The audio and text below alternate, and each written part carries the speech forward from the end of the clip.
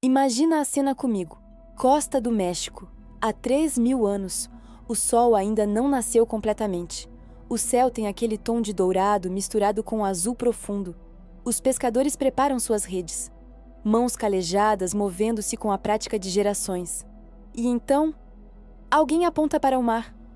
Um homem caminha pela água rasa, vindo da direção do sol nascente, mas não é como eles. Pele clara, muito clara, como se nunca tivesse visto o sol tropical do México. Cabelos longos, barba espessa e negra que desce pelo peito. Estatura imponente, mais alto que qualquer homem que conheciam. E os pescadores simplesmente congelam. Redes caem das mãos, alguns caem de joelhos. Porque o que estão vendo não deveria existir. Sabe por quê? Porque os povos das Américas não têm pele clara assim. E barba? É traço genético raro, quase ausente. É extremamente incomum um indígena americano ter barba plena. Então quem? É esse homem? Ele se aproxima. Fala. Sons que ninguém reconhece. Talvez tentando se comunicar. Talvez explicando algo. Os pescadores não entendem nada. Mas em poucos dias, ele está falando a língua deles. Perfeitamente. Como se tivesse nascido ali. E então começa a ensinar. Agricultura que levaria séculos para desenvolver sozinhos. Astronomia tão precisa que quando a NASA calcula hoje, confirma os números dele. Matemática baseada em 60. A mesma que usamos até agora em nossos relógios, em nossos círculos. E ele constrói pirâmides orientadas perfeitamente aos pontos cardeais, idênticas estruturalmente às pirâmides do Egito, do outro lado de um oceano inteiro. O nome que lhe deram? Quetzalcoatl, a serpente emplumada. E hoje, vamos descobrir juntos quem ele realmente era. Porque Quetzalcoatl não era maia, não era deus místico, não era lenda, era Anunnaki. Fica comigo. Essa história é mais real do que te ensinaram. E vai conectar 2 continentes de uma forma que você nunca imaginou. Antes de continuar, deixa eu te contar uma coisa. Este vídeo faz parte de uma jornada maior. Uma temporada completa chamada Os Deuses Instrutores. São 8 episódios. E em cada um vamos descobrir juntos como os Anunnaki, depois do dilúvio, se espalharam pelo mundo inteiro. Quetzalcoatl aqui no México, Viracocha nos Andes do Peru, Nagas na Índia, Oanes na Babilônia e, no final, Enki, a revelação que vai amarrar tudo, que vai mostrar como todos eles estavam conectados. Se você quer acompanhar essa jornada completa comigo, se inscreve, ativa o sino. Links de todos os episódios estão na descrição. Agora, México. Há 3.000 anos, um homem que não deveria existir. Vamos descobrir quem ele era. Quetzalcoatl. O nome em si já é fascinante. Em Nahuatl, a língua dos astecas, significa serpente emplumada. Serpente representa a terra, o réptil antigo, a sabedoria que rasteja próxima ao chão. Emplumada representa o céu, a ave, o divino que voa acima de tudo. Uma serpente que voa, um ser da terra, que veio do céu. Já é um paradoxo, não é? Mas os textos antigos não falam de símbolo abstrato. Falam de um homem real, de carne e osso, que caminhou entre eles. Olha só o que encontrei. Códice Florentino, escrito no século XVI por frades espanhóis. Eles entrevistaram anciãos astecas, pessoas que ainda guardavam as histórias transmitidas por gerações.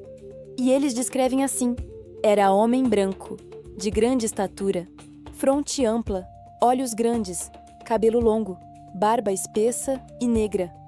Lê de novo comigo, devagar, prestando atenção em cada detalhe. Branco, alto, barbudo. Os maias não eram brancos, os astecas não eram brancos, os toltecas, que vieram antes, também não. E a barba, aqui fica ainda mais estranho. É extremamente raro um indígena americano ter barba plena.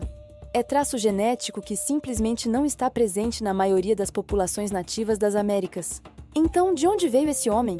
Os relatos são consistentes. Veio do mar, do leste das Américas. O que tem? O Oceano Atlântico. vasto, imenso.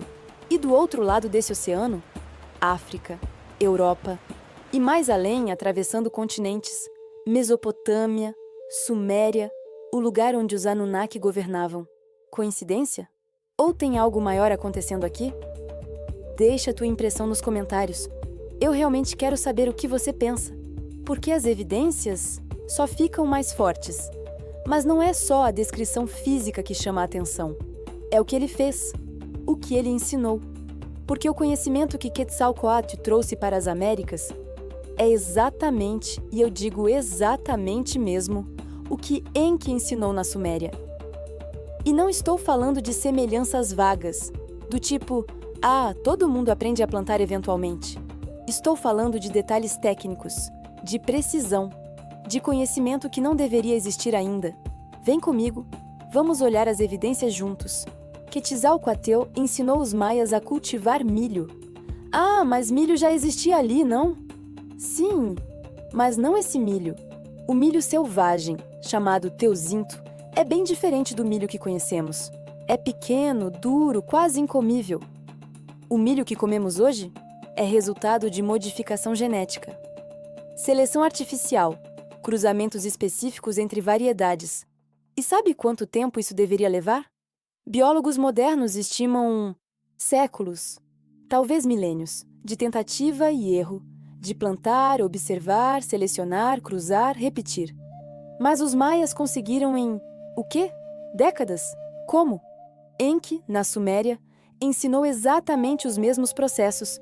Seleção de trigo selvagem, criação de cevada domesticada, sistemas de irrigação por canais, mesma técnica, mesmo conhecimento, 2 continentes, um oceano inteiro entre eles.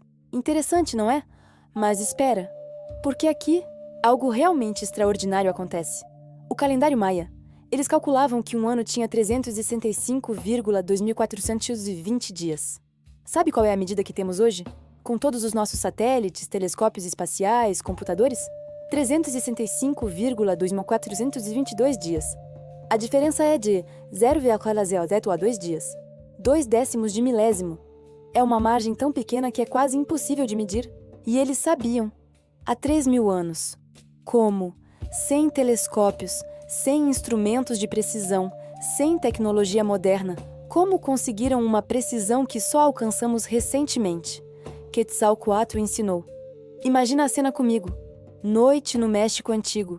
Céu limpo, sem poluição luminosa. As estrelas brilham com uma intensidade que a gente nem imagina hoje.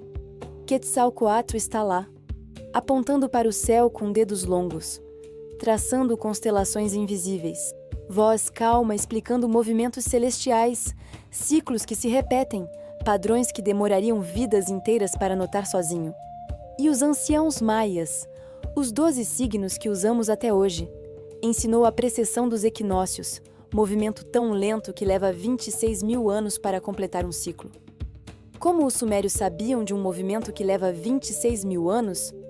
Se não observaram 26.000 anos, porque Enki ensinou. Como Quetzalcoatl ensinou. O padrão está se formando, não está? E tem mais uma coisa que me fascina. Os maias usavam um sistema matemático baseado em 20. Sistema vigesimal. Faz sentido, né? 10 dedos das mãos, 10 dedos dos pés. 20 no total. Mas quando faziam cálculos astronômicos, mudavam. De repente, usavam base 60. Por que mudar? Por que usar um sistema diferente especificamente para a astronomia? Porque base 60 é muito mais eficiente para calcular ciclos celestiais. 60 é divisível por 2, 3, 4, 5, 6, 10, 12, 15, 20, 30. Facilita frações, facilita divisões, facilita cálculos complexos. E sabe quem mais usava a base 60? Suméria, o sistema que usamos até hoje. 60 segundos num minuto, 60 minutos numa hora, 360 graus num círculo, que é 6 vezes 60. Criado por Enki, ensinado aos sumérios há 5.000 anos, e Quetzalcoatl ensinou o mesmo sistema, do outro lado do mundo. Coincidência de novo? Me conta nos comentários o que você acha disso. E então, tem as pirâmides, Teotihuacan. Chichén Itzá, Uxmal. Pirâmides escalonadas, degraus largos subindo em direção ao céu. Cada pedra pesando toneladas, encaixadas com precisão que mal cabe uma lâmina entre elas. E aqui está o detalhe que me fascina. Orientação cardinal perfeita. Norte, sul, leste, oeste, alinhadas com precisão de décimos de grau. Como? Sem bússolas, sem GPS, sem instrumentos modernos de medição. Como conseguiram uma precisão que arquitetos hoje precisam de tecnologia avançada para alcançar? E o mais impressionante, essas pirâmides são estruturalmente idênticas às pirâmides do Egito, da Mesopotâmia. Mesma arquitetura básica, mesma orientação, mesma função. Não templos comuns de adoração, mas observatórios, centros de conhecimento, lugares onde céu e terra se encontravam, e ambas construídas com blocos impossíveis. Pedras tão pesadas que 3 homens fortes não conseguiriam levantar, empilhadas a dezenas de metros de altura, movidas sem rodas, sem guindastes modernos, sem maquinaria. Como? Quetzalcoatl ensinou. Como Thoth ensinou no Egito. Como Enki supervisionou na Suméria. Mesma tecnologia, mesmo conhecimento, planeta inteiro. Mas tem algo ainda mais profundo acontecendo aqui. Algo que conecta não apenas Quetzalcoatl e Enki, mas todos esses instrutores ao redor do mundo. O símbolo, Quetzalcoatl, serpente emplumada. Enki na Suméria, senhor das serpentes. Thoth no Egito, associado à serpente de sabedoria. Nagas na Índia, literalmente serpentes divinas. Dragões na China, serpentes voadoras. Por que serpente? Porque todas essas culturas que nunca se comunicaram usaram exatamente o mesmo símbolo para descrever esses deuses instrutores. A explicação tradicional diz: serpentes trocam de pele, simbolizam renovação. Pode até ser, mas não explica por que o símbolo é tão específico, tão universal, tão idêntico. A explicação real é muito mais fascinante. DNA. Fecha os olhos por um segundo comigo, ou se não puder fechar, apenas visualiza mentalmente. A dupla hélice do DNA. 2 fitas, entrelaçadas uma na outra, girando em espiral, subindo continuamente, cada fita se enrolando na outra, formando aquela estrutura em forma de escada torcida. O código da vida. A programação que determina quem somos. Abre os olhos. O que você viu? Uma serpente. 2 serpentes entrelaçadas, na verdade. Não é metáfora, não é coincidência, é literal. Os Anunnaki não eram apenas visitantes avançados, eram geneticistas. As tabuletas sumérias são claras. Enki criou a humanidade, não do barro místico, mas através de engenharia genética. Misturou DNA Anunnaki com DNA de primatas terrestres, e o símbolo que eles usavam para representar esse conhecimento era a serpente. Serpente entrelaçada, Lishpoas DNA entrelaçado. Serpente emplumada, Lishpoas código genético que vem do céu. Quetzalcoatl não era apenas um instrutor, era um geneticista, um cientista Anunnaki, que entendia o código da vida, como Enki, como todos os outros, e os maias sabiam disso. Olha a arte maia. Quetzalcoatl é frequentemente mostrado emergindo de uma serpente gigante, não montando nela, não ao lado dela, emergindo, como se a serpente fosse um veículo, ou uma metáfora visual para aquele que entende o código da vida. Fascinante, não é? Quetzalcoatl ficou com eles por... não sabemos ao certo. Alguns textos dizem décadas, outros, séculos. O tempo mítico é difuso, estica, comprime. Mas sabemos que ele ficou tempo suficiente para transformar tudo. Ensinou agricultores a domesticar plantas, ensinou astrônomos a ler o céu, ensinou arquitetos a construir para a eternidade. Deixou conhecimento que atravessaria milênios. E então, numa manhã, ele olhou para o horizonte. Os maias perceberam algo diferente nele naquele dia. Uma tristeza nos olhos, uma decisão tomada. "Você vai embora", disseram. Não era pergunta, era constatação. Ele assentiu. "Meu trabalho aqui está completo. Mas ainda temos tanto a se aprender? Ele sorriu. Aquele tipo de sorriso triste. Quem sabe que algumas despedidas são necessárias. Vocês já sabem o suficiente.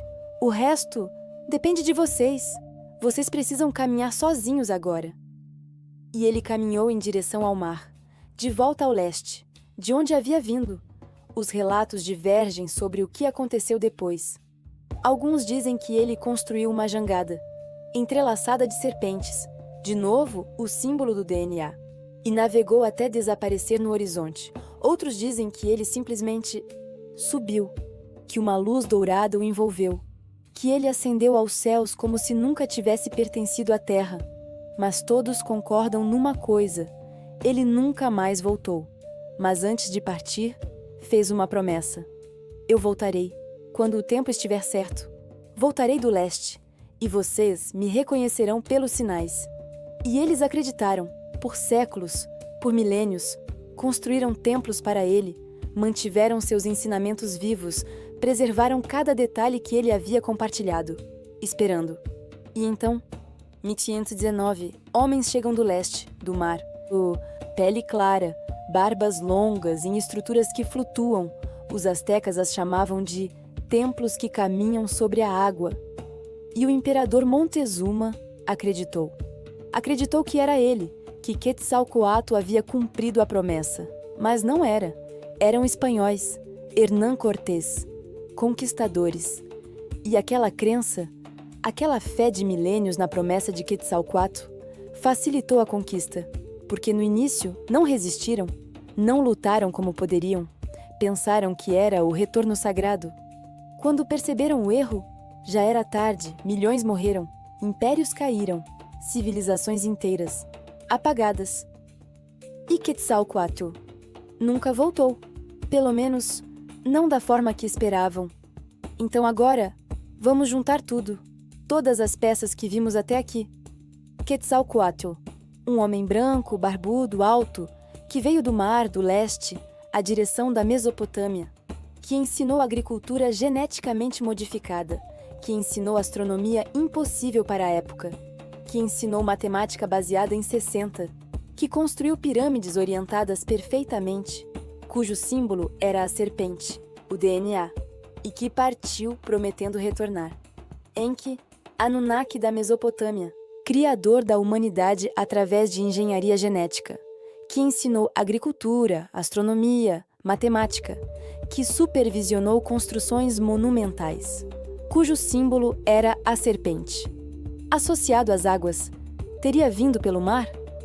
Não são duas histórias separadas. É uma história, contada em dois lugares. Porque depois do dilúvio, há 13 mil anos, os Anunnaki voltaram. E Enki não ficou apenas na Mesopotâmia, ele tinha uma missão maior: reconstruir a civilização humana. Mas não em um só lugar, globalmente. Então enviou equipes, instrutores, emissários. Um foi para o Egito. Os textos o chamaram de Tot. Outro foi para as Américas. Foi chamado de Quetzalcoatl. Outro foi para os Andes peruanos, Viracocha. Outros foram para a Índia, Nagas.